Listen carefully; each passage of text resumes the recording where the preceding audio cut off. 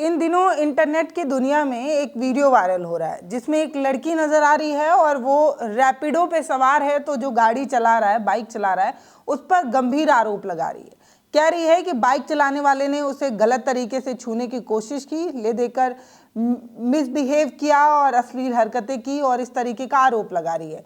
हालांकि एक तबका ऐसा भी है जो उस लड़की को ही गलत बता रहा है। वो ये कह रहा है कि देखो भाई, व्यूज़ कमाने के लिए गरीब को परेशान मत करो, कुछ चंद लाइक्स कमेंट पाने के लिए किसी की नौकरी मत खा जाओ। इस तरीके के भी कमेंट थे और कई लोगों ने इस चीज़ को सीरियस भी लिया, क्योंकि जो रैपिडो जैसी चीज़ें हैं ना, मतलब बाइक राइड लेना, ये चीप है, सस्ता है और बहुत सारे लोगों को मजबूरी में ये राइड लेनी पड़ती है। अब जैसे हर जगह पर ऑटो अवेलेबल हो ये ज़रूरी नहीं है, और ऑटो और कैब जो है थोड़े महंगे होते हैं और ये रैपिडो थोड़ा सस्ता पड़ता है। इसलिए स्टूडेंट्स जो है अमूमन इस तरीके के साधन को इस्तेमाल करते हैं जहाँ पर रिक्शा वगैरह आसानी से, टैक्सी वगैरह आसानी से नहीं मिलता है। तो ये बहुत ज़्यादा खतरनाक हो सकता है, इसलिए क्योंकि जब आप इस तरीके के पब्लिक ट्रांसपोर्ट का इस्तेमाल कर रही हैं और आप लड़की हैं और वो भी आप कहीं बाहर गई हुई हैं, जैसे कहीं पढ़ने के लिए किसी अलग जगह गई हैं। इस केस में भी वो लड़की बेंगलोर गई हुई थी, अलग जगह पर थी। ये वीडियो वायरल होने के बाद लड़कियों की सुरक्षा को लेकर चर्चा हो रही है। अगर इस चीज़ पर बात हो रही है तो ये बहुत बेहतर है, लेकिन हम सबसे पहले उस मुद्दे पर वापस आते हैं। तो ये जो वीडियो है, उस वीडियो में एक महिला नज़र आ रही है जिसके आंखों में आंसू है और वीडियो का एक छोटा सा पार्ट नज़र आ रहा है जिसमें बाइक चलाने वाला जो शख्स है वो अपना हाथ पीछे कर रहा है और महिला का शरीर उससे टच भी हो रहा है, जो वीडियो में नज़र आया। इस पर महिला का चेहरा भी नज़र आया जिसमें वो रोती नज़र आई। तो इसे बहुत सारे लोगों ने एक अलग तरीके से देखा और बहुत सारे लोगों ने इसे महिला सुरक्षा को लेकर भी जो है वो देखा है। दरअसल जो लड़की है वो बेंगलोर में नई है और वहाँ पर वो पढ़ाई करने गई है। एयरलाइंस में कैबिन क्रू का कुछ ट्रेनिंग वगैरह ले रही थी और वहाँ से वो अपने हॉस्टल वापस आ रही थी और इसीलिए उसने जो है वो इस तरीके की राइड को इस्तेमाल किया और इस बीच इस तरीके की तस्वीर सामने आई। अमूमन बहुत सारे लोग जो इसे व्यूज़ पाने और सब्सक्राइब पाने और फेमस होने के लिए ये सारी चीज़ें या इस तरीके की बात कह रहे हैं, उनसे ये कहना है कि मुझे नहीं लगता कि कोई लड़की इस तरीके की चीज़ व्यूज़ पाने के लिए, फेम पाने के लिए कहेगी कि मुझे कोई छेड़ रहा था, मेरे साथ कोई बदतमीजी कर रहा था, गंदी हरकतें कर रहा था। ये मुझे नहीं लगता कि कोई व्यूज़ पाने के लिए कर सकता है। और वो कोई इंस्टाग्रामर और फेसबुकर नहीं है।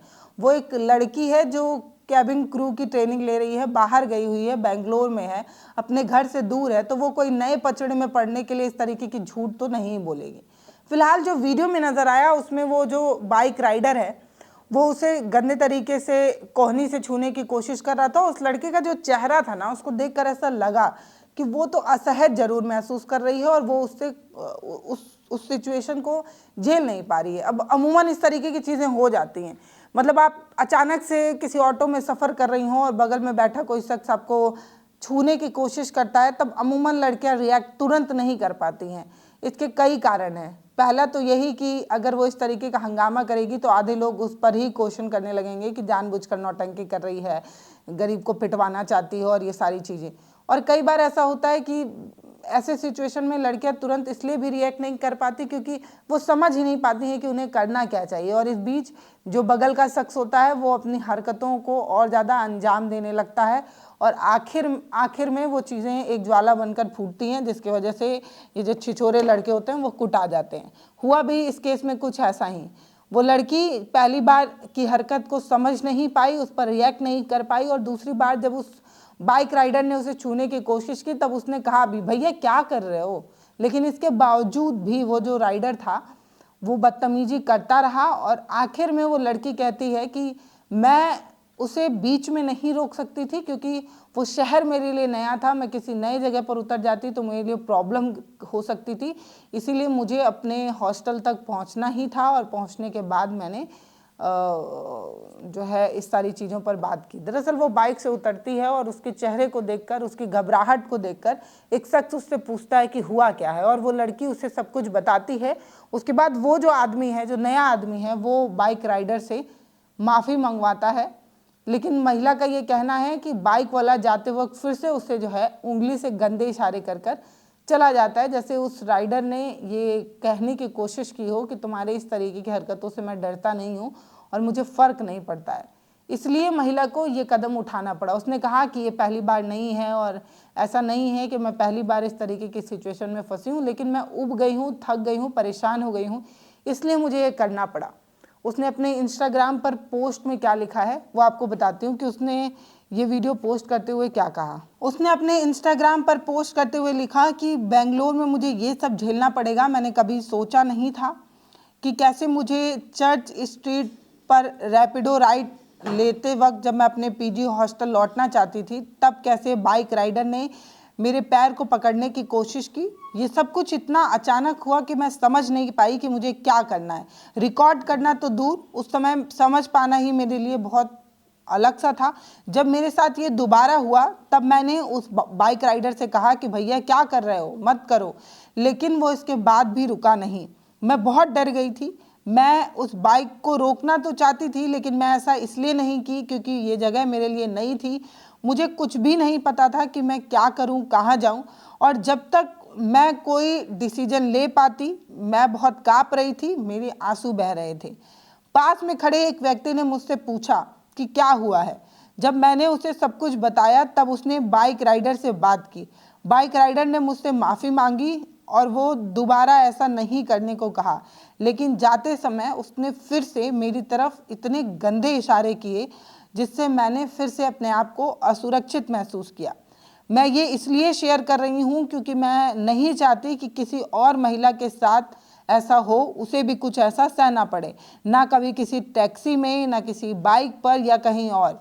ये पहली बार नहीं है जब मेरे साथ कुछ ऐसा हुआ है, लेकिन मैं अब चुप नहीं रह सकती क्योंकि मैंने खुद को बहुत असुरक्षित महसूस किया है। कृपया सतर्क रहें और अपने अंतरात्मा पर भरोसा रखें, चुप ना रहें। तो इस तरीके से उसने अपने इंस्टाग्राम पर अपनी बात रखी और ये इशारा किया कि हमें चुप तो नहीं रहना चाहिए। ये बात बिल्कुल सही है कि आप जितना दबेंगे आपको उतना दबाया जाएगा। अगर कुछ गलत नहीं है तो बोलना बहुत ज़रूरी है, और ख़ास तौर पर तब जब आप अपने घर से बाहर हैं, किसी नए शहर में हैं, किसी अपरिचित जगह पर हैं, वहाँ पर तो आपको ज़रूर ही बोलना चाहिए। जब आप किसी ऐसे सिचुएशन में फंस जाएं जहाँ आपको ऐसा लगे कि सामने वाला शख्स कुछ गलत करना चाहता है, ऐसे में आपको तुरंत ही जो है वो बोलना चाहिए। सब कुछ छोड़कर सबसे पहले एक्शन ही लेना चाहिए। लेकिन इस वाले केस में लड़की जो है वो थोड़ा असहज महसूस करती है, इसलिए बोल नहीं पाती है। और जो लोग इस लड़की को ब्लेम कर रहे हैं उनसे मैं ये कहना चाहती हूँ कि भाई जो आप लोग इस तरीके की बात कह रहे हैं वो कहना बहुत आसान है जब तक कि आपके घर में ना हो, और अगर होगा भी तो मैं गारंटी से कह सकती हूँ कि आपकी बहन या आपकी माँ या कोई भी जो भी फीमेल इस तरीके की चीज़ को फेस करेगी ना, वो कम से कम आके आपको तो नहीं बता पाएगी। क्योंकि हमारी सोसाइटी जो है ना वो इस तरीके से डिज़ाइन की गई है कि अगर लड़की के साथ कुछ भी गलत हुआ है तो वो शेयर नहीं कर पाती है। पहली बात, इसके कई कारण हैं। पहला कारण यही है कि जब भी कुछ गलत होगा तो सामने वाले शख्स से ये पूछा जाता है कि तुमने क्या पहना था, तुमने मेकअप तो नहीं किया था, तुमने कुछ ऐसा ड्रेस तो नहीं किया था। इस तरीके के सवाल पूछे जाते हैं। इसके अलावा कई बार ऐसा होता है कि जब लड़के या अपने भाई को लड़के ये बताने की कोशिश करती हैं तो सबसे पहले उसका कॉलेज बंद कर दिया जाता है, उसे बाहर नहीं निकलने दिया जाता, और कई बार ये कहा जाता है कि तुम इस तरीके की हरकतें करती हो कि लड़के इस तरीके की चीज़ें करते हैं। मतलब तुम्हारा इस तरीके से तैयार होकर जाना, इस तरीके से मॉडर्न कपड़े पहनना, इस तरीके की, मतलब लड़की ही ले देकर ब्लेम जो है लड़की पर ही टाला जाता है। इसलिए लड़कियां जो है अपने फैमिली में आकर नहीं बता पाती है। और भाइयों से ये सब चीज़ें शेयर करना तो बहुत बड़ी बात है। मतलब पिता से अगर कर भी दे तो भाई से तो नहीं कर पाती है। तो ये वो बड़ी वजह है जिसकी वजह से जो मेल है हमारी सोसाइटी का, वो ये चीज़ें समझ ही नहीं पाता कि उसकी छोटी हरकतें भी किसी फीमेल को डिस्टर्ब कर सकती हैं, उसे इनसिक्योर फील करा सकती है। और सोशल मीडिया पर जो आप लोग आकर ये उल्टी कर रहे हैं ना, वो मत करिए, क्योंकि ये आपके घर में किसी लड़की के साथ नहीं हुआ है तो आप इस तरीके का ज्ञान दे रहे हैं। जब आपके साथ इस तरीके की चीज़ें हो जाएंगी ना तो आप भी एक सिक्योरिटी की तो बात करेंगे, क्योंकि बहन बेटियां बाहर निकल रही हैं, पढ़ना चाहती हैं, अपने एम को पूरा करना चाहती हैं, इसलिए वो अपने शहरों से बाहर हैं। तो अगर वो बाहर हैं तो सुरक्षा तो मिलनी ही चाहिए, मिलनी तो चाहिए। फिलहाल ये पूरा जो मामला है इस पर आपकी क्या राय है? कहा तो जा रहा है कि ये जो शख्स था, जो ड्राइवर था 28 वर्ष का लोकेश, उसे पुलिस ने खुद ही जो है ये वीडियो वायरल होने के बाद 1 घंटे के अंदर गिरफ्तार किया, क्योंकि लड़की ने उस बाइक की फ़ोटो भी, नेम प्लेट की जो नंबर प्लेट होती है उसकी फ़ोटो भी डाली थी, जिससे उसे पकड़ना आसान था। और 1 घंटे के अंदर उसे गिरफ्तार भी किया गया और बीएनएस की कई धाराओं के तहत उस पर मामला भी दर्ज कर लिया गया है। लेकिन ड्राइवर का ये कहना है कि दरअसल उसके पीठ में दर्द था। अब जो बाइक राइड वगैरह करते हैं ना, उन लोगों को प्रॉब्लम हो तो जाती है, ये बात सही है, क्योंकि सड़कें इतनी भी स्मूथ होती नहीं है, स्पीड ब्रेकर वगैरह होता है। तो जो 12 घंटा, 14 घंटा, 16 घंटा बाइक चला रहा है, उसको क्योंकि एक ही पोजीशन में वो बार बार बैठे रहता है, तो बैक पेन होना बड़ी कॉमन सी बात है। तो जो बाइक राइडर है उसका ये कहना है कि उसकी कोई ऐसी मंशा नहीं थी, वो कुछ गलत हरकत नहीं कर रहा था, बल्कि वो क्योंकि उसके कमर में बहुत ज़्यादा दर्द था, वो सिर्फ अपनी कमर को सहलाना चाहता था, इसलिए उसने अपनी हाथ को ऐसे पीछे किया और अगर उससे टच हुआ तो उसकी ये मंशा नहीं थी। लेकिन अब पुलिस ही बता पाएगी कि ड्राइवर सही कह रहा है, लड़की सही कह रही है। लेकिन आप सोच कर देखिए कि जिस तरीके से उस लड़की ने कहा कि उसने उस ड्राइवर को टोका और कहा कि भैया क्या कर रहे हो, ये मत करो। अगर ये उस लड़की ने कहा उस ड्राइवर से, तो उससे समझना चाहिए कि लड़की थोड़ा असहज हो रही है, इनसिक्योर हो रही है, तो शायद वो अपनी प्रॉब्लम बता देता या वो उस तरीके की हरकत उस लड़की के उतरने के बाद कर पाता। जो भी है वो तो पुलिस ही बताएगी। फिलहाल ये वीडियो आपको कैसा लगा है वो आप हमें कमेंट सेक्शन में लिखकर बताइएगा।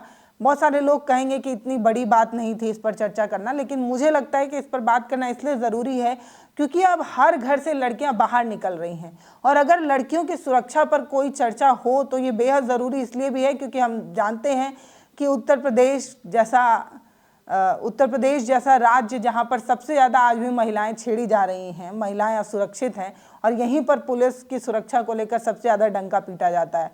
तो भैया बोलना तो ज़रूरी है और हम अपने हिस्से का सवाल पूछते रहेंगे। फिलहाल आप जो है वो कमेंट सेक्शन में लिखकर बताइए अपनी राय, और चैनल को सब्सक्राइब ज़रूर करिएगा। बहुत धन्यवाद।